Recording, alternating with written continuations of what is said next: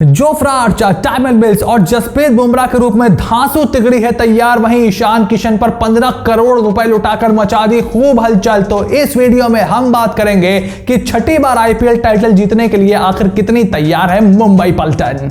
What's going on everyone? Welcome back to my YouTube channel। और इस video में हम बात करने जा रहे हैं आईपीएल 2022 के मेगा ऑक्शन में सबसे अलग, सबसे अनोखी और सबसे डिफरेंट स्ट्रेटेजी अपनाने वाली टीम मुंबई इंडियंस की। 1.5 दिन तक मुंबई इंडियंस ने जब सिर्फ ईशान किशन को अपनी टीम में शामिल किया था, पूरा सोशल मीडिया इसी सवाल से भर गया था कि भाई क्या मुंबई इंडियंस क्या कर रही है, क्या इनके आईपीएल जीतने का मन है, क्या सिर्फ 6 खिलाड़ियों से उतरेंगे। बहुत बड़े बड़े लोग ट्वीट कर रहे थे और उस समय मैंने भी एक ट्वीट किया था कि भाई साहब क्या आप मुंबई को पहली बार देख रहे हो, मेगा ऑक्शन पहली बार फॉलो कर रहे हो कि आईपीएल में नए हो।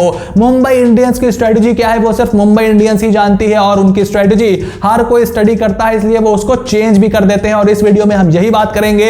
इस समय आपकी स्क्रीन पर आ रही होगी वीडियो शीट, तो अगर आप वीडियो के किसी स्पेसिफिक पार्ट पर जाना चाहते हो तो उस मिनट पे क्लिक कर लो, जाकर के वो पार्ट देख लो। लेकिन अगर आप मुंबई इंडियंस के फैन हो और आप ये जानना चाहते हो कि मुंबई इंडियंस ने जो स्ट्रेटजी अपनाई वो उन्होंने क्यों अपनाई और क्या होगी मुंबई इंडियंस की इस साल आईपीएल जीतने की strategy, make sure you watch the video till the end. लेकिन उससे पहले अगर आपने चैनल को सब्सक्राइब नहीं किया है, फटाफट से चैनल को सब्सक्राइब करिए, साथ ही में नोटिफिकेशन की घंटी को भी जरूर बजाइए, क्योंकि इस चैनल पर अब शुरू होने वाली है कंपैरिजन सीरीज। जैसे ही सारी टीमों का रिव्यूज पूरा हो जाएगा, हम यहां पर कंपैरिजन सीरीज शुरू करेंगे, जहां पर मैं आपको बताऊंगा कि किस टीम के पास सबसे अच्छे ओपनर्स हैं, किस टीम के पास सबसे अच्छा मिडिल ऑर्डर है, कौन सा कप्तान क्या स्ट्रेटजी अपनाएगा, किसकी बॉलिंग अटैक सबसे अच्छी है, स्पिनर्स किसके पास सबसे ज्यादा है और टॉप 4 टीम कौन होंगी इन माय ओपिनियन। तो चैनल के साथ बने रहिए, सब्सक्राइब करिए और अब बिना देर किए इस वीडियो को स्टार्ट करते हैं। सबसे पहले शुरू करते हैं मेगा ऑक्शन में मुंबई इंडियंस के टॉप बाइज के साथ। तो इस मेगा ऑक्शन में मुंबई इंडियंस ने अपने पुराने रिकॉर्ड को तोड़ते हुए सबसे ज्यादा पैसे लुटाए ईशान किशन पर, जिनको उन्होंने 15 करोड़ 25 लाख की रकम में खरीदा।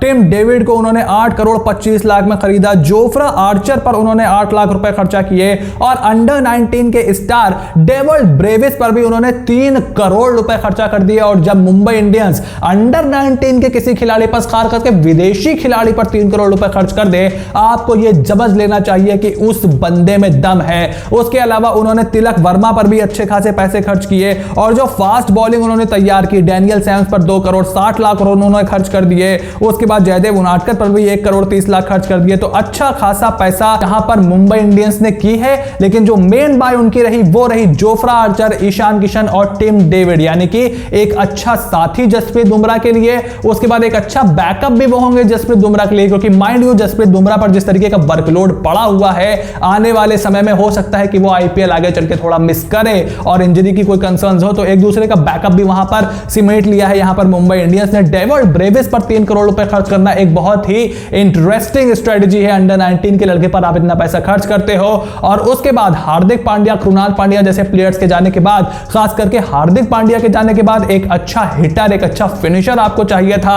टिम डेविड पर वहां पर भरोसा जताया। इससे यह मालूम पड़ता है कि टिम डेविड कितने बड़े स्टैचर के प्लेयर हैं अगर मुंबई इंडियंस उन पर 8 करोड़ 25 लाख रुपए खर्च करती है। अब मुंबई इंडियंस के फुल स्क्वाड की अगर बात करें तो बैट्समैन से शुरुआत करते हैं। तो यहां पर हमें Rohit Sharma, Surya Kumar Yadav, Dewald Brevis, Ishan Kishan, Tim David, Anmol Preet Singh, Rahul Buddhi और आर्यन जुयाल हैं। वहीं ऑलराउंडर्स की अगर बात करें तो Kieron Pollard, N Tilak Varma, Sanjay Yadav, Daniel Sams, Mohammad Arshad Khan, Ramandeep Singh, Hrithik Shokeen, Arjun Tendulkar और फैबियन एलन है। उसके अलावा बॉलर्स में Jasprit Bumrah, Basil Thampi, Murugan Ashwin, Jaydev Unadkat, Mayank Markande, Jofra Archer, Tymal Mills and Riley Meredith हैं।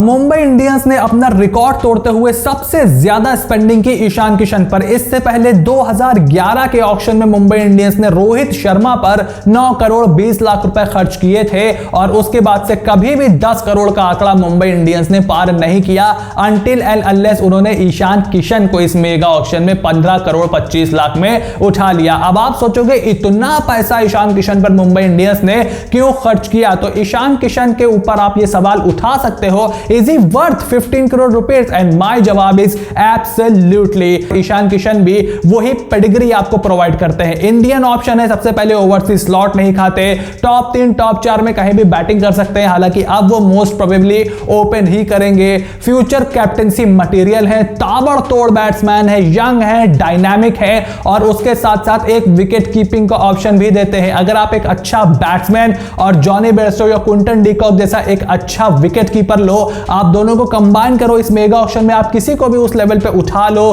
तो 12-13 करोड़ आपके यहीं पर बन जाते हैं। अगर आप क्विंटन डी कॉक और उसके साथ मनीष पांडे को भी उठा लो तो भी आपका ये जो बजट है 10 करोड़ के पार निकल जाता है। और फिर अगर 15 करोड़ खर्च करके आपको लॉन्ग टर्म विजन के साथ ईशान किशन मिलते हैं तो वो महंगा बाई नहीं सस्ता बाई है, क्योंकि 3 चीजें ईशान किशन आपको करके देते हैं। उसके अलावा फास्ट बॉलिंग डिपार्टमेंट में मुंबई इंडियंस ने जोफ्रा आर्चर को उठाया, टाइमल मिल्स को उठाया और जसप्रीत बुमराह को उठाया। अब ये तिगड़ी है तो कमाल की, लेकिन हम इस पर फैसला तभी कर पाएंगे जब वो खेलेंगे। आप ये सवाल पूछ सकते हो कि भाई इतना पैसा इन पर खर्च करना क्या लाजमी था, खास करके जब जोफ्रा आर्चर इस साल अवेलेबल नहीं थे। तो देखिए मुंबई इंडियंस ये लग्जरी अफोर्ड कर सकती है, क्योंकि वो ऑलरेडी 5 टाइटल जीत चुके हैं। अब तो वो इतना जीत गए हैं कि उनको जीत भी एक्साइट नहीं करती है। जैसे रॉयल चैलेंजर्स बैंगलोर हो गई, किंग्स 11 पंजाब या पंजाब किंग्स हो गई, दिल्ली कैपिटल्स हो गई, even KKR for that matter, ये लंबे समय से या कभी भी आईपीएल नहीं जीते हैं। तो इनका फोकस है विनिंग टीम बनाने का, लेकिन मुंबई इंडियंस का फोकस है वो चीजें करने का जो कोई और नहीं सोच रहा। आकाश अंबानी ने खुद कहा कि मेरा सपना था, जहीर खान ने इस बात को कहा कि ये मुंबई इंडियंस का, आकाश अंबानी का सपना था कि वो कुछ ऐसा दिखाना चाहते हैं वर्ल्ड क्रिकेट में जो किसी ने कभी देखा ना हो, और वो है जसप्रीत बुमराह और जोफ्रा आर्चर को साथ में बॉलिंग कराना। और इसी वजह से उन्होंने जोफ्रा आर्चर को उठाया है। वो अगर 2-3 साल आईपीएल नहीं भी जीतते हैं तो भी उनको इतना ज्यादा अफसोस, इतना ज्यादा फर्क नहीं होगा। और अगर उन्होंने साथ में आर्चर और बुमराह को एक सीजन आईपीएल का खिला दिया तो सबसे बड़े कंटेंडर वही होंगे ट्रॉफी के। तो मुंबई इंडियंस को इस मामले में आप थोड़ी सी छूट दे सकते हो, आप इसके टेक्निकलिटी पर सवाल उठा सकते हो, लेकिन फिर at the end of the day Mumbai Indians ने वो किया जिसके लिए वो जाने जाते हैं, हटकर फैसला लेना। और अगर ये चल गया तो मुंबई इंडियंस जरूर दुनिया हिला देगी। अब कोई भी टीम इस आईपीएल 2022 में परफेक्ट नहीं है और Mumbai Indians has their share of weakness. Mumbai Indians की 4 बड़ी वीकनेस की अगर बात करें तो लैक ऑफ एक्सपीरियंस, यहां पर फॉर्म, फिटनेस और उसके साथ इंडियन बॉलिंग एक बड़ी वीकनेस है मुंबई इंडियंस की। लैक ऑफ एक्सपीरियंस मैं इसलिए यहां पर कह रहा हूं क्योंकि हार्दिक पांड्या, कृणाल पांड्या 2 तगड़े फिनिशर आपके जा चुके हैं। उनकी आप फॉर्म के ऊपर बात कर सकते हो, लेकिन उनके पास एक्सपीरियंस था और वो परफॉर्मर भी थे। और इनके जाने के बाद अब आप डिपेंड हो यहां पर टिम डेविड पर, फेबियन एलन को आप लेकर के आए हो जिन्होंने आईपीएल में अभी तक ऐसी आग नहीं लगाई है। टिम डेविड के पास भी इतना ज्यादा एक्सपीरियंस नहीं है। उसके अलावा आपके पास यहां पर अनमोलप्रीत सिंह बैट्समैन है, डेविड ब्रेविस पर आपने 3 करोड़ रुपए खर्च किए हैं। तो थोड़ा सा लैक ऑफ एक्सपीरियंस यहां पे जरूर है, लेकिन उसको कॉम्पनसेट करने के लिए मुंबई इंडियंस के पास अच्छे बैट्समैन हैं, सूर्य कुमार यादव, रोहित शर्मा, कायरन पोलार्ड, इन ईशान किशन। तो यहां पर थोड़ा सा कॉम्पनसेशन जरूर है, लेकिन बॉलिंग भी खास करके टाइमल मिल्स लंबे समय से आईपीएल नहीं खेल रहे हैं, बेसिल थम्पी लंबे समय से मैच में नहीं है। उसके अलावा रायली मेरेडिथ ने अभी सिर्फ आधा सीजन ही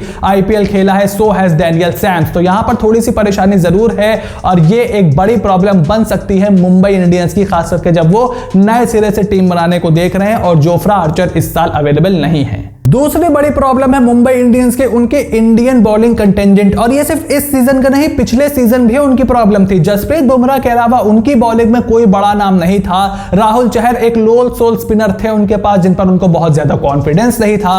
और इस साल वो मयंक मार्कंडे के पास दोबारा गए हैं लंबे समय के बाद। 2018 में मार्कंडे उस समय इंडिया खेल गए थे मुंबई इंडियंस से खेलने के बाद, फिर वो अचानक गायब हो गए। मुरुगन अश्विन की तरफ वो गए हैं, उनके पास भी इतना ज्यादा वो आग लगाने वाला मटेरियल अभी तक आईपीएल में नहीं दिखाया, हालांकि टैलेंट उनके पास है। फिर आपके पास जयदेव उनादकट है, क्या वो महाराष्ट्र के छोटे ग्राउंड में उनकी वो स्लोवर बॉलें काम आएंगी? बेसिल थम्पी है, उन्होंने काफी लंबे समय से क्रिकेट नहीं खेली है। और फिर फास्ट बॉलिंग में भी आपकी थोड़ी सी परेशानी है, लेकिन वो हम आगे जाते हुए बात करेंगे। लेकिन इंडियन बॉलिंग हमेशा से दिक्कत रही है। पिछले साल भी आपके पास जसप्रीत बुमराह का साथ देने के लिए या तो धवल कुलकर्णी थे या फिर आपके पास पीयूष चावला थे, तो वो मटेरियल आपके पास नहीं था जिससे आप सामने वाली टीम को ढकेल पाओ कि हमारे पास फास्ट बॉलिंग बाहर के तो ही हैं और इंडियन भी हैं। और इस साल भी मुंबई इंडियंस उसमें ज्यादा बढ़ोतरी नहीं कर पाई है। अब फॉर्म यहां पर एक बहुत ही बड़ा इशू है मुंबई इंडियंस के लिए। फॉर्म उनके ज्यादातर प्लेयरों के पास अभी दिखाई नहीं दी है in recent IPL years. Rohit Sharma ने काफी लंबे समय से वो एक 400 रन का 500 रन का खड़काने वाला सीजन उनका नहीं गया है। लगातार उनका स्ट्राइक रेट नीचे आ रहा है, लगातार उनके रन्स नीचे आ रहे हैं। अगर आप पिछले कुछ सीजन से कंपेयर करो, कायरन पोलार्ड की फॉर्म भी जो एक मैच उन्होंने सीएसके के खिलाफ जिताया था, उसके अलावा उन्होंने भी कुछ ज्यादा नहीं किया। ईशान किशन हालांकि यंग है, उनको मैं हटा करके रखता हूं और पिछले सीजन से को कंपेयर नहीं करूंगा। सो मैं सूर्य कुमार यादव को भी कंपेयर नहीं करूंगा। लेकिन उसके बाद टिम डेविड किस तरीके की फॉर्म लेकर के आ रहे हैं, तिलक वर्मा पर आपने दाव लगाया है, वो किस तरीके से खेलेंगे, क्या डेविड ब्रेविस को आप टीम में खिलाओगे, एक ओवरसीज स्लॉट उनको दोगे, तो ये भी एक बड़ा यहां पर सवाल मुंबई इंडियंस के सामने है। टाइमल मिल्स किस तरीके की फॉर्म लेकर के आएंगे और उसके बाद आपके स्पिनर्स किस तरीके की फॉर्म लेकर के आएंगे। खास करके टॉप आपकी जो बैटिंग है और उसके बाद जो आपकी बॉलिंग है, उनकी फॉर्म पर थोड़ा सवालिया निशान यहां पर जरूर है। फिटनेस मेरे हिसाब से इस टीम का सबसे बड़ा कंसर्न होना चाहिए। रोहित शर्मा से लेके कायरन पोलार्ड, उसके अलावा आपके पूरी बॉलिंग यूनिट, आपकी फास्ट बॉलिंग यूनिट फिटनेस को लेकर स्ट्रगल कर रही है, करेगी नहीं कर रही है। रोहित शर्मा को हमने देखा पिछले 6 महीने में 2-3 बार वो इंजर्ड हो चुके हैं। अभी 2 महीने का उन्होंने रिहैब किया। कायरन पोलार्ड को आप देख रहे हो, इधर काफी इंजरीज उनको हो रही हैं। इंडिया के खिलाफ जो सीरीज हुई T20 में, उसमें उन्होंने वापसी की, वनडे सीरीज उन्होंने मिस की। जसप्रीत बुमराह फास्ट बॉलर है, जो उनका वर्कलोड है, उनको कभी भी इंजरी हो सकती है। टाइमल मिल्स बहुत ही ज्यादा इंजरी प्रोन है। जोफ्रा आर्चर को आप देख ही रहे हो। उसके अलावा आपके पास जो और भी प्लेयर्स हैं, उनके भी इंजरी कंसर्न्स आ सकते हैं, कंसीडरिंग कितना वर्कलोड वो ले रहे हैं। लेकिन जो ये आपके बड़े प्लेयर हैं, Rohit Sharma, Kieron Pollard, Jasprit Bumrah, Tymal Mills, इनकी इंजरी कंसर्न्स काफी ज्यादा है और लगातार बढ़ रही है। और अगर एक भी प्लेयर इसमें से पूरा सीजन रूल्ड आउट होता है या टाइमल मिल्स ही को कुछ हो जाता है, तो परेशानी मुंबई इंडियंस के लिए यहां पर खड़ी हो जाएगी। और मुझे लगता है fitness is the biggest worry for Mumbai Indians going before the IPL of 2022। अब अगर यहां पर मुंबई इंडियंस की प्लेइंग 11 की बात की जाए, जो हार्दिक पांड्या के बिना काफी अधूरी लग रही है टू बी वेरी ऑनेस्ट, तो रोहित शर्मा, ईशान किशन मेरे हिसाब से पारी की शुरुआत करेंगे। नंबर 3 पर सूर्य कुमार यादव खेल सकते हैं। नंबर 4 पर होंगे तिलक वर्मा, 5 पर कायरन पोलार्ड, फिर Tim David, Fabian Allen, Jaydev Unadkat, Jasprit Bumrah, Tymal Mills और रायली मेरेडिथ में से कोई एक, और स्पिनर के रूप में आप मयंक मार्कंडे को यहां पर देख सकते हैं। तो जैसा कि आपने यहां पर देखा कि टिम डेविड और फेबियन एलन पर आप फिनिश करने की जिम्मेदारी यहां पर डाल रहे हो विद कायरन पोलार्ड, और वहां पर इंडियन ऑप्शन आपके पास नहीं है, जो कि कभी कभी बैकफायर कर सकता है और इनके पास इतना ज्यादा एक्सपीरियंस भी नहीं है। उसके बाद बॉलिंग में भी देखना होगा कि मुंबई इंडियंस टाइमल मिल्स और रायली मेरेडिथ दोनों के बीच में से किसे चुनती है। टाइमल मिल्स के पास वो लेफ्ट आर्म एंगल है, डेथ के अच्छे बॉलर हैं। रायली मेरेडिथ के पास पेस है, वो भी डेथ में अच्छे बॉलर बन सकते हैं। और मुंबई इंडियंस ने अगर उन पर दाव लगाया है तो कुछ देख कर ही लगाया होगा। तो ये मुंबई इंडियंस की प्लेइंग 11 थी। अब कमेंट बॉक्स में आप अपनी प्लेइंग 11 भी जरूर बताइएगा। अब अगर अंत में मैं अपने ओपिनियन की बात करूं, तो मेरे हिसाब से मुंबई इंडियंस को, जो मैंने आपको शुरुआत में वीडियो की बताया था कि ट्रॉफी जीत कर भी अब ट्रॉफी जीतने का वो मजा खत्म हो गया। थोड़ा और एक्साइटमेंट चाहती है मुंबई इंडियंस, और इसी वजह से उन्होंने जोफ्रा आर्चर बुमराह की जोड़ी बनाई है। और अगर ये जोड़ी मैदान में उतर गई तो 90% चांस ये है कि टाइटल तो आप वैसे भी जीत जाओगे, लेकिन उसके लिए हमें अगले साल का इंतजार करना पड़ेगा। इस साल के लिए मुंबई इंडियंस के साथ साथ तकरीबन सारी टीमें, बारिंग चेन्नई सुपर किंग्स, ये सोच रही है कि हम किस तरीके से अपनी टीम बना करके उतारे, और परमिटेशंस, कॉम्बिनेशन ये सब आपको देखना पड़ेगा, क्योंकि आप जब नए सिरे से अपनी टीम बनाते हो इतना आसान होता नहीं है। Having said that, Mumbai Indians के पास ट्रॉफी जीतने का एक्सपीरियंस है, उनका मैनेजमेंट कमाल का है, और मुझे कोई हैरानी नहीं होगी अगर मुंबई इंडियंस इस साल आईपीएल ट्रॉफी एक बार फिर से उठा ले और टिम डेविड आपके आईपीएल के सबसे खतरनाक फिनिशर बन जाए और ईशान किशन ओपनिंग में एकदम छा जाए। लेकिन अगर ऑक्शन परफॉर्मेंस की बात करें तो मैं यहां पर मुंबई इंडियंस को 10 में से 6.5 नंबर दूंगा। मेरे हिसाब से जो उन्होंने ट्राई किया है, बुमराह, आर्चर, टाइमल मिल्स, इसमें